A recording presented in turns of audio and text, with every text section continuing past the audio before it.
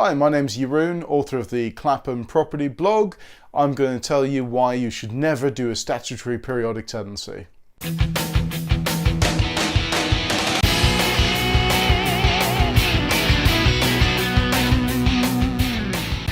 Right, so picture this, right? You've let out your property. Now, whether you've got one property or 10 properties, this will still apply to you. I think it's very important to distinguish the two types of tenancy that I'm going to talk about today. That's fixed term tenancy and statutory periodic tenancy. So what's the difference? Well, initially when you let out your property, you'll probably sign up the tenants for an initial 6 or 12-month term.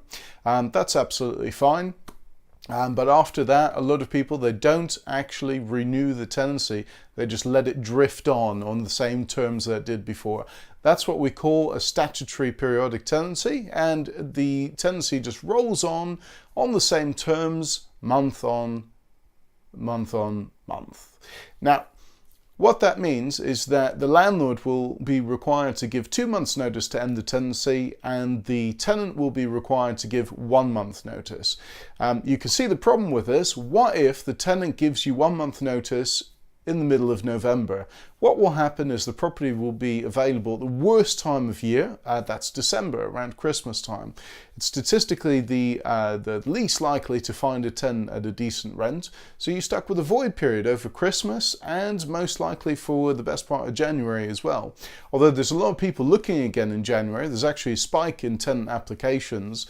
In the first few weeks of January. The actual decision-making process doesn't happen until the end of the month when people get paid again.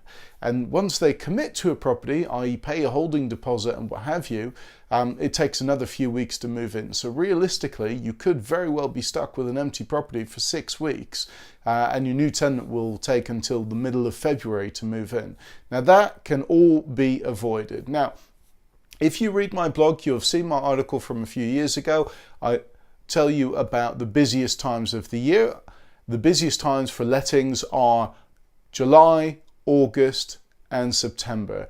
You want your properties available in those 3 months.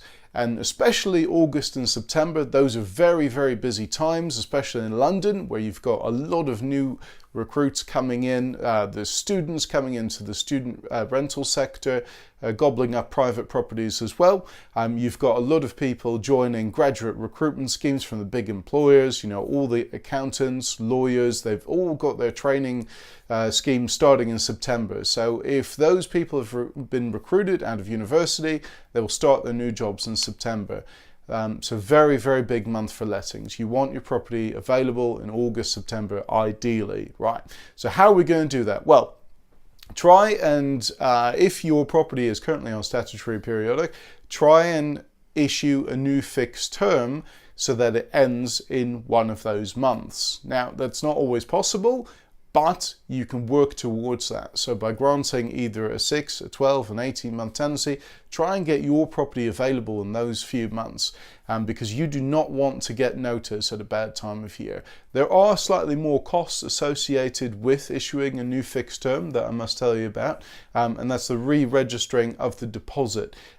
If you're a member of the insurance-backed schemes, they require you to issue a new extension document to show the tenant that you have re-registered the deposit. Sometimes there's a fee to pay depending on which scheme you're with. So be careful of the legalities of serving a new fixed term tenancy agreement.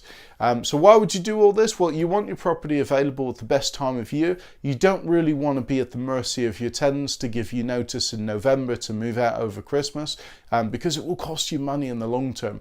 It's a very, very straightforward exercise. Try and get your property available in August, September and just go 12 months, 12 months, 12 months, time in and time out, and over the long period you will make more money in rental income because you will have less voids, and obviously less voids means better returns and you can reinvest that for even better returns overall.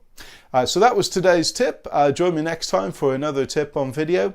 You can also check out the previous videos on my YouTube channel at youtube.com. Just search for Clapham Property Blog or the claphampropertyblog.com, and I'll see you next time.